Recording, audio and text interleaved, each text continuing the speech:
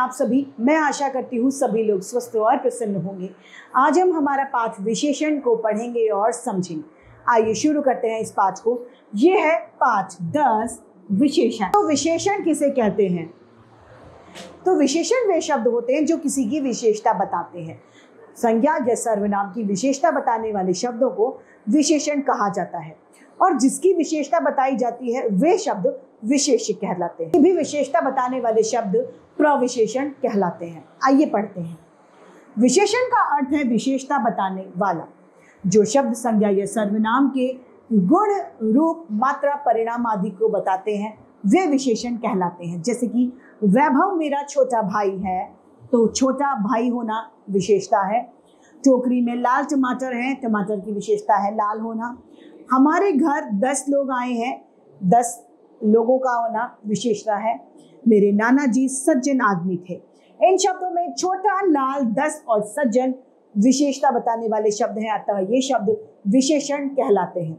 यानी ये कहा जा सकता है कि जो शब्द संज्ञा या सर्वनाम की विशेषता बताते हैं उन्हें विशेषण कहा जाता है। विशेषण द्वारा जिन संज्ञा या सर्वनाम की विशेषता बताई जाती है उन्हें विशेष्य कहा जाता है। जैसे कि छोटा क्या है? विशेषण। और भाई क्या है? विशेष्य, क्योंकि भाई की विशेषता है छोटा होना। लाल है विशेषण और टमाटर है विशेष्य। 10 है विशेषण और लोग है विशेष्य। सज्जन है विशेषण और आदमी है विशेष्य। अब है विशेषण के भेद। 5 प्रकार के होते हैं। पहला गुणवाचक विशेषण, संख्यावाचक विशेषण, परिमाणवाचक विशेषण, सार्वमानिक विशेषण तथा व्यक्तिवाचक विशेषण। पहला है गुणवाचक विशेषण। जो विशेषण संज्ञा सर्वनाम शब्दों के गुण, दोष, आकार, रंग आदि को दर्शाते हैं वे गुणवाचक विशेषण कहलाते हैं। जैसे कि राधा की साड़ी सुंदर है, तो सुंदर होना उसकी विशेषता है। हिमालय भारत के उत्तर में स्थित है, उत्तर एक दिशा का नाम है। यह इमारत बहुत ऊंची है, तो ऊंची भी एक गुण है इमारत का। अतः यहाँ पर कुछ अन्य गुणवाचक विशेषणों के उदाहरण दिए गए हैं। जैसे कि दोष में बुरा, अभिमानी, कायर, दुष्ट, झूठा, बेईमान, मूर्ख, कुटिल, आलसी आदि। गुणों में अच्छा, विनम्र, ईमानदार, सीधा, विद्वान, भला, सुंदर ये गुण हैं। स्थान में भारत, जापान, जयपुर, ग्रामीण, शहरी, अंदर, बाहर ये सभी जगह स्थान है।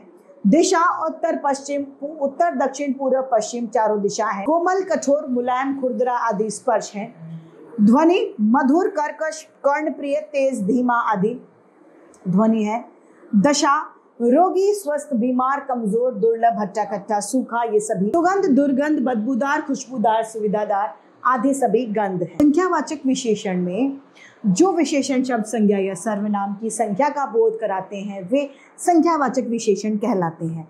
जैसे कि मुझे 3 दिन बाद जाना होगा, मैं 8वीं कक्षा में पढ़ता हूँ, मेरे पास अनेक पुस्तक। निश्चित संख्यावाचक विशेषण और अनिश्चितवाचक संख्या विशेषण, इसके 2 भेद होते हैं। किसके? संख्यावाचक।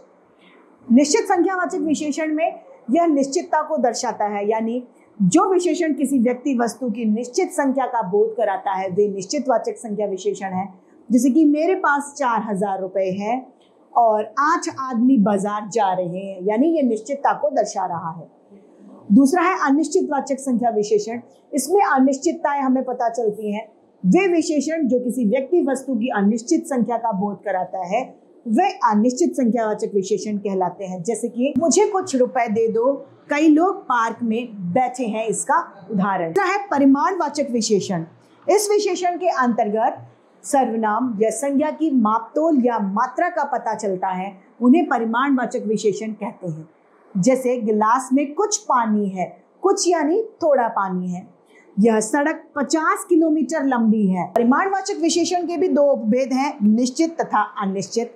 निश्चित परिमाणवाचक विशेषण में मात्रा जो है मापतोल की वो निश्चित होती है, यानी जो विशेषण शब्द किसी निश्चित परिमाण को बोध कराते हैं वे निश्चित परिमाणवाचक कहलाते हैं। जैसे कि 5 लीटर दूध दे दीजिए, 5 मीटर कपड़ा, 5 किलो अनाज आदि निश्चित परिमाणवाचक के उदाहरण हैं।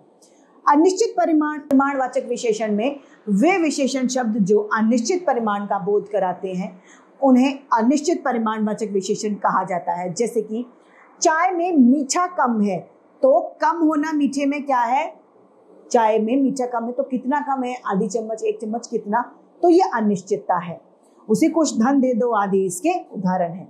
अब संख्यावाचक और परिमाणवाचक विशेषण में अंतर क्या है, आइए इसे पढ़ते हैं। जिन वस्तुओं की गिनती की जा सकती है उनकी संख्या का बोध कराने वाले शब्द संख्यावाचक विशेषण है। जिन वस्तुओं की गिनती की जा सकती है वो संख्या बोध कराते हैं, वो संख्यावाचक हैं।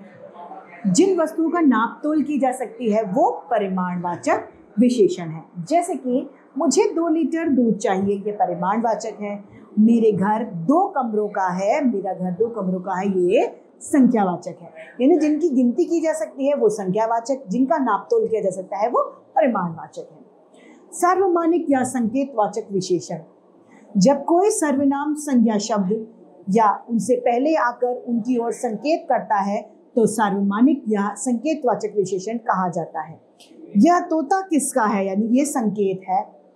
वह लड़का मूर्ख है, इस पुस्तक में अच्छी कहानियां हैं। सार्वमानिक विशेषण 4 रूपों से दिखाए जाते हैं, जैसे कि किसी निश्चित बात को काटने वाले, जैसे यह मेरी पुस्तक है, वह मेघा का बेटा है। किसी अनिश्चित बात को बताने वाले, जैसे कि कोई लड़का आया, इस बाल्टी में कुछ पड़ा है। प्रश्न पूछने वाले, जैसे कि किस लड़के ने मेज तोड़ी या कौन सा प्रतिभागी तेज दौड़ा। संबंध बताने वाले, जो करना है जल्दी करो, जो आदमी सामने है वह अच्छा है। अब सर्वनाम और सार्वमानिक विशेषण में अंतर। जिस शब्द का प्रयोग संज्ञा की जगह होता है उसे सर्वनाम कहते हैं, लेकिन जो सर्वनाम शब्द संज्ञा से पहले आकर उसकी विशेषता बताते हैं उन्हें सार्वमानिक विशेषण कहा जाता है। जैसे यह कुत्ता है, यह सर्वनाम है। वह गाय मीठा दूध देती है, वह सार्वमानिक विशेषण है जो गाय से पहले आ रहा है। व्यक्तिवाचक विशेषण, जो शब्द व्यक्तिवाचक संज्ञा से बनाए जाते हैं तथा अन्य संज्ञा और सर्वनाम की विशेषता बताते हैं, उन शब्दों को व्यक्तिवाचक विशेषण कहा जाता है। जोधपुरी जूतियां बहुत प्रसिद्ध हैं। घूमर एक प्रसिद्ध राजस्थानी लोक नृत्य। विशेषण शब्दों की भी विशेषता बताने वाले शब्दों को प्रविशेषण कहा जाता है। जैसे कि प्रातःकाल का दृश्य अत्यंत सुहावना था। सुहावना एक अपने आप में विशेषता है और उसमें अत्यंत जुग जाना प्रविशेषण हो गया।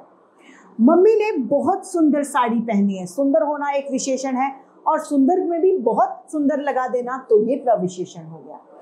विशेषणों में विकार, रूप की दृष्टि से विशेषण 2 प्रकार के होते हैं, विकारी विशेषण तथा अविकारी विशेषण।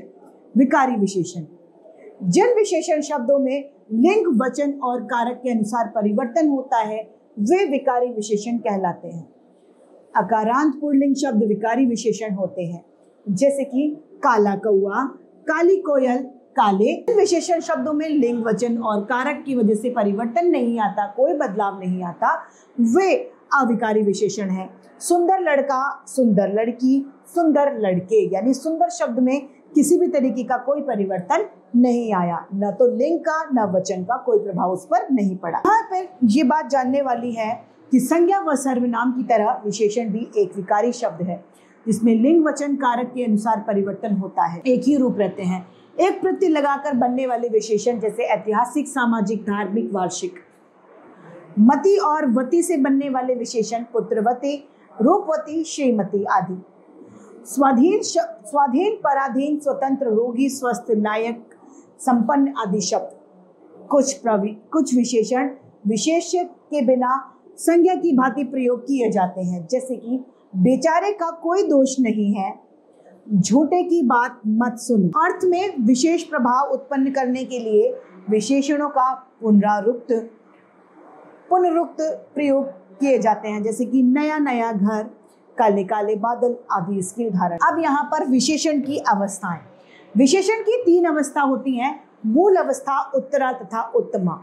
मूल अवस्था, इसमें किसी व्यक्ति, वस्तु या स्थान के गुण दोष की विशेषता सामान्य रूप से बताई जाती है, किंतु किसी अन्य से उसकी तुलना नहीं की जाती, जैसे कि मीना बुद्धिमान है, राहुल मोटा है। उत्तरावस्था, जिसमें 2 व्यक्तियों में आपस में तुलना की जाती है।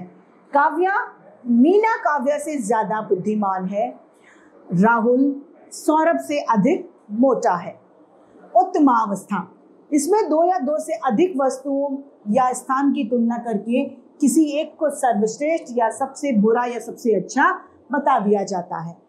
मीना सबसे बुद्धिमान है, राहुल सबसे मोटा है। हाँ, ये जानने वाली बात है कि केवल गुणवाचक, अनिश्चित संख्यावाचक तथा निश्चित परिमाणवाचक विशेषणों की ही तुलना अवस्थाएं होती है। अधिक, ज्यादा, कम, बहुत, बड़ा आदि शब्दों का प्रयोग करके उत्तरा तथा उत्तमा के रूप में बनाया जा सकता है।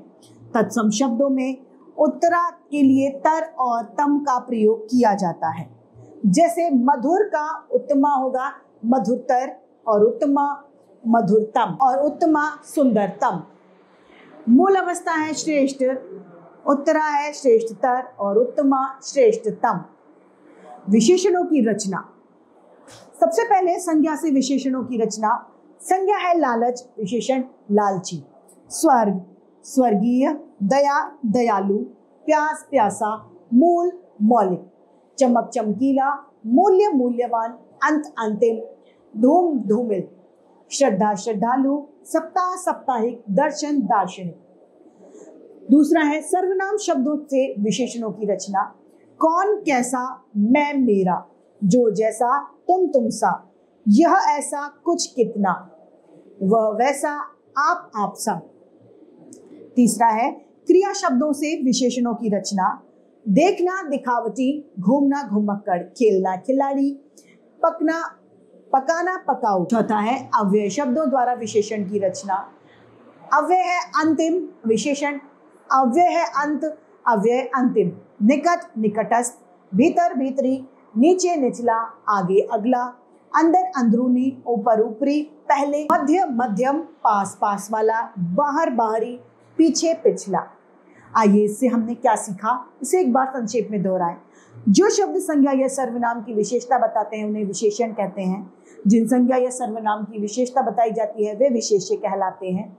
विशेषण के 5 भेद होते हैं: गुणवाचक, परिमाणवाचक, संख्यावाचक, सार्वमान्य, व्यक्तिवाचक विशेषण। परिमाणवाचक विशेषण 2 प्रकार के होते हैं, निश्चित तथा अनिश्चित परिमाणवाचक।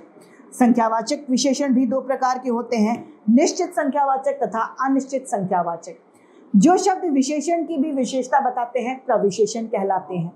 विशेषण की 3 अवस्था होती हैं: उत्तरा, उत्तमा, मूल अवस्था, उत्तरावस्था तथा उत्तमा अवस्था। संज्ञा, सर्वनाम, क्रिया और अव्यय शब्दों की विशेषणों की रचना की जाती है। तो इसी के साथ ये पाठ समाप्त होता है और उम्मीद करती हूँ सभी को ये समझ में आया होगा। आज के लिए इतना ही, फिर मिलते हैं। धन्यवाद।